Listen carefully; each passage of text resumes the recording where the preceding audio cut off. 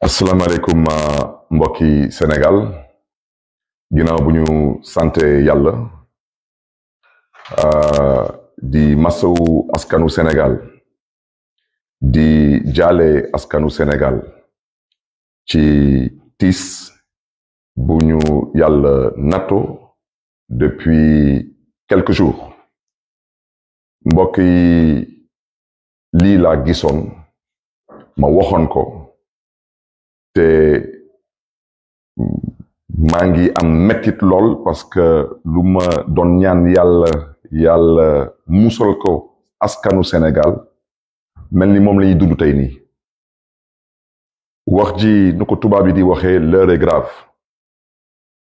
te le génie du peuple sénégalais daanaka yàgg nañ dund ay situation yu metti wante yàlla yàggal nañu suturaal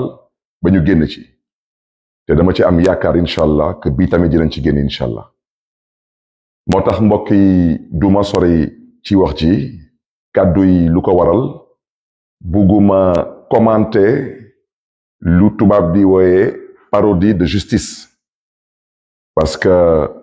askanu Sénégal amul kenn ku ci am xel ñaar ci justice su Sénégal tey lu muy exécuter ci ay commandes politiques ak tamit lii di responsabilité justice du Sénégal tey ci mettit cu askanu Sénégal di dund ci seen yenn décision yi parce que jàppewuma ko comme condamnation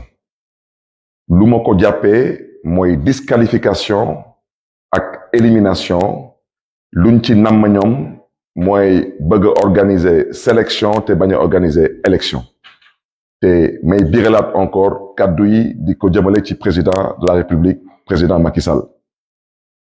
président maa ngi lay ñaan ci yar ak teggin nga dellu siwaat sa xel parce que président Sénégal jiwu la lii suñu mbokk nga suñu président nga loolu la yàlla dogal loo ñuy teg suñ la ko tegoon tey doo nekk président du Sénégal seetaatal sa taxawaay président wax naa la ko ba ñu yàlla may ñu toog amoo fi noon dégg naa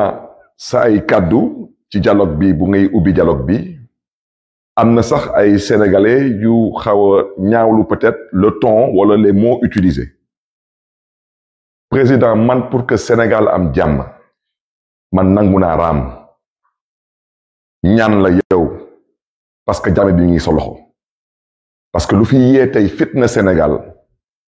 xam nga ñun xam nañ te yàlla mën na seede président ne nga waxu troisième mandat nañ la ko ñaan ci njëkk dama ne su nekkee loolu lañu nar a def pour que Sénégal am jàmm man Barthélémy Diaz en tant que maire de Dakar maa ngi leen ñaan ci njëkk waxu troisième mandat bi président nga teg ko ci suuf en tant que acteur politique président maa ngi lay ñaan ci njëkk waxu troisième mandat bi nga teg ko ci suuf président de la République en tant que rakk ci yow maa ngi lay ñaan ci njëkk waxu troisième mandat ñu teg ko ci suuf ma yokk ci tamit ma ñaan la ko ci njëkk ak ci yar ak teggin parce que lu ñuy dund tey nii jaru ko te lii yépp lu ko waral mën nañ juum wante lu ko waral mooy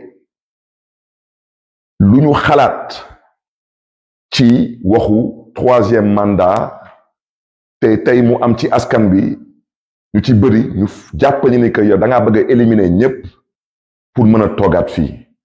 te président yow xam nga ñun xam nañ te yàlla mën na seede wax nga sa gémmiñ suñu nopp ba ngay def référendum te xam nga lu constitution wax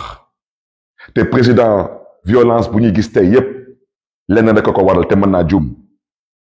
et je pense que waxu troisième mandat bi soo ci nangoon yàbbi ci daanaka xol yi mën nañ féexaat moo tax président may sàkku ci yow nga génn wax ak sa askan wax leen lu ñu mën a dégg parce que président nooteel bu ñuy wootee Sénégal jaay doole bu ñuy wootee Sénégal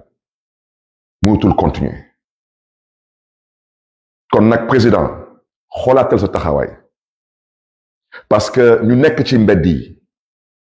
mu neex la mu naqari la yaay seen président te bañ lay fal dañ la faloon ngir yaakaar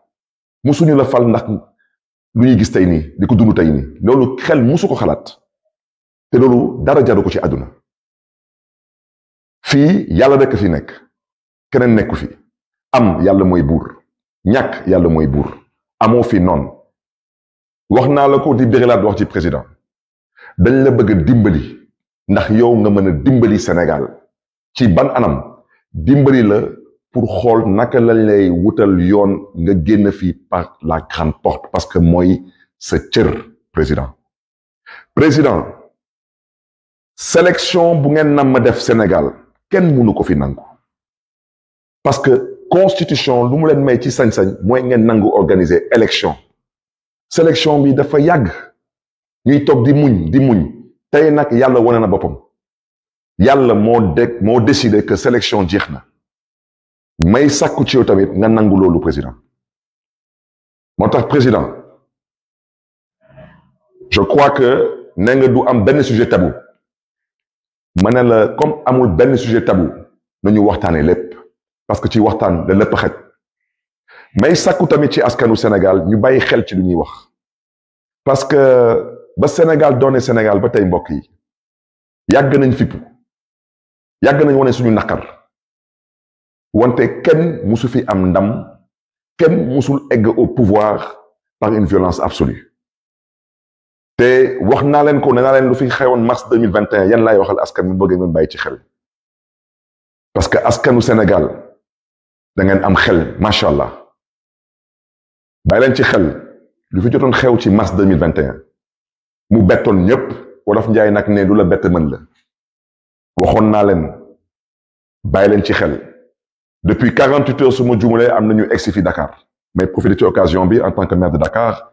pour souhaiter à la Grande Muette la bienvenue chez eux, la bienvenue dans leur capitale. Les inviter à continuer à rester cette armée républicaine exemplaire, aux côtés du peuple sénégalais. Mais je voulais vous rassurer, vous, cette Grande Muette, que Dieu vous garde et que Dieu vous bénisse. Nous allons trouver un dénouement heureux à cette situation. Nous sommes des acteurs politiques. Nous sommes un peuple mûr. Dañuy sàkku ci yéen nag que vous puissiez nous accompagner. Mais à vous, le peuple sénégalais, bàyyi leen xel ci lu mu leen wax. Si on ne s'entend pas, que personne vienne dire que gisee ko woon noonu wala dégg ko woon noonu kon nag maa ngi sàkku tamit ci tous les acteurs politiques de tous bords y compris suma mbokk yu nekk biir opposition ñu seq ak ñoom suñu Yewwi Askan Wi ak suñu F24 dama leen di ñaan ci yar ak teggin xoolaat leen seen taxawaay vous êtes des responsables et vous avez une responsabilité à assumer dans ce pays te xam ngeen ko du ngeen ay xaleel te bu leen fooye seen xel munu leen ne da ngeen bëgg a jiite réew mi toll fu mu toll tey nii ngeen ne du ngeen waxtaan loolu mënul nekk su ma baat ci kaw nag su ngeen ko defulee ëllëg lu fi munti am bu leen taxawaat ci kanamu askanu Sénégal ngeen ne da ngeen bëgg a jiite Sénégal déet bugg leen jiite Sénégal dama ne lu kilifa diine yépp sant xam ngeen ko au passage ñu ngi nuyu tous les chefs religieux de ce pays toute religion confondue ñu ngi leen di nuyu di leen di ziar di leen di jox seen wàccuwaay te may biiralaat wax ci nee naa kilifa diine wàccoo nañu ak askanu Sénégal fu ñu naroon wax nañ fa ñu naroon waxal wax nañ ak ñoom lu ci des mooy que les acteurs fassent preuve de tenue et de retenue mbokk yi am na ñu bëri ñu jàpp ni que président dina def 3e mandat man mën naa juum wante man gëm naa ni que 3e mandat du am Sénégal mais nañ ko teg ci yoon nañu waxtaan te bàyyi nekk fii di jéem a xoqalante suñu biir wala tubaab di wooye se faire peur jouer à se faire peur loolu amul solo amul benn solo parce que xam nañ kañ lañuy commencer mais xamuñu kañ lay jeex ak naka lay jeexee kon nag mbokk yi lu tax may wax lu may wax nii dañu nar a am élection présidentielle février 2024 gis naa ci ouverture dialogue bi parce que nekkuma fa woon dama doon xaar ñu jox ma les termes de référence lan la ñuy waxtaane parce que man lu ma tax a jóg dem naa ne ataaya déet man naan ataaya taxuma jóg lu ma tax a jóg mooy dem waxtaane Sénégal ak lan la ñu mën a def ba génn Sénégal ci guutu bu mu nekk nii am nañu bokk ci beneen boor bi ñoo xam nag du leen tax a jóg ñoom ñu ne daal dañu xalaat que mandat président dañ ko nar a proroger ñii ne 1 an ñii ne 2 ans ñun d'accord duñu si tey duñ si mës a d'accord mbokk yi bu leen jox gaañ yi excuse wala prétexte pour ñëw na leen dëkk bi dafa instable mënuñu fi organiser élection bu leen ko def xel mooy xeex xol du xeex am na dëkk bu sorewul Sénégal mënuma tudd turam président toog na fa 10 ans musu fa am élection ndax lan ñu ne dafa amoon une rébellion dans le nord de ce pays bu leen jox gaañ yi excuse parce que gaañ yi ñu ngi dem te bu leen nangu gaay yi di dem di ñu yóbbaale parce que réew mi ala kuli al ñoo ko bokk te lu ñu bokk dañ koy pencoo duñ ko pàccoo lu ñu bokk dañ koy waxtaanee duñ ko yàq-yàqet kon nag mbokk yi damay bañ a guddal mais fu may daaneel tamit mooy aux forces de défense et de sécurité ñu ngi leen di masawu tamit ñu ngi leen di jaale seen mbokk yi fi jóge te metti na ci ñëpp wante yéen tamit ñuy sàkku ci yéen yenn yi su mën a ñàkk wax dëgg yàlla ngeen def seen kéem kattan mu ñàkk parce que yéen yaa leen choisir def maintien de l'ordre mënul ànd ak bouclier humain dañuy waxante dëgg mënu leen dem jëli xare bu ndaw mais da ngeen di ko utiliser comme bouclier humain loolu rafetul ci image du Sénégal ndaw ñi tamit ñuy manifester vous exercez certes un droit mais bàyyi leen xel ci dara ñu nekk ci mbedd bi ñoo xam ay policiers lañu ñoo xam ay gendarmes lañu du ñu ay chinois ay sénégalais lañu nous sommes des voisins nous sommes des parents dara jaru fi yenn yi nañ ko rafetal parce que lu jeex jeex na te lii jeex na buñ ko yàq nañ ci ànd ak xel nañ ci ànd ak dal nañ ci ànd nag ak fermeté parce que suñu demee ba egsi fi tey nii c'est parce que wolof njaay nee na lu ëpp tuuru moo tax président Macky Sall fu may daanalee mooy bàyyil xel ci loolu Sénégal ji te xam nga fu ñu lay xaaree te wax naa la ko comme ne nga nañ la ko ñaan ci njëkk man mii Barthélémy Dias ñaan naa la ko ñetti yoon ci njëkk en tant que maire de Dakar en tant qu'acteur politique en tant que jeune frère mbokk yi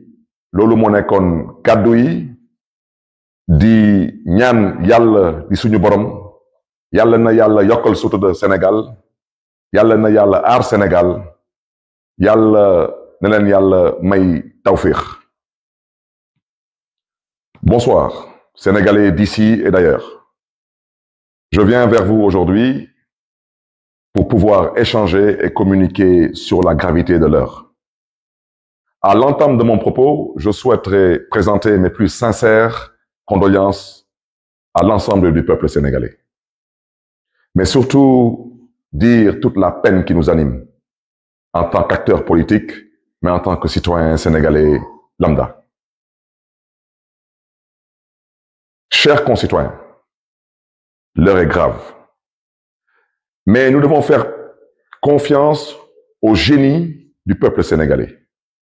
Nous avons toujours vécu des moments, certes incertains, mais nous avons toujours trouvé la force de nous relever et surtout l'intelligence pour pouvoir dépasser certaines situations. Aujourd'hui, je ne souhaiterais pas commenter cette parodie de justice qui a plongé le Sénégal dans cette situation chaotique et malheureusement incertaine. Nous avons toujours dit que la justice sénégalaise est à l'origine de quasiment tous les maux dont souffre actuellement le Sénégal. Cette justice, je ne parlerai pas de sa condamnation, parce qu'il n'y a pas de condamnation. Nous avons assisté à une volonté manifeste de vouloir verser dans une disqualification, voire une élimination d'un acteur politique de premier plan. Et je voudrais dire que nous sommes aujourd'hui au 3e, voire au 4e cas.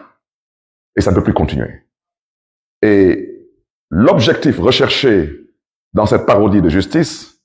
c'est de trouver les voies et moyens de créer les conditions d'organiser une sélection et non une élection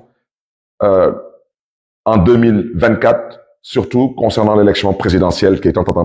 attendue par le peuple sénégalais. C'est la raison pour laquelle j'aurais souhaité interpeller directement Monsieur le Président de la République, Monsieur Macky Sall. il n'y a pas de problème juridique concernant les hommes politiques.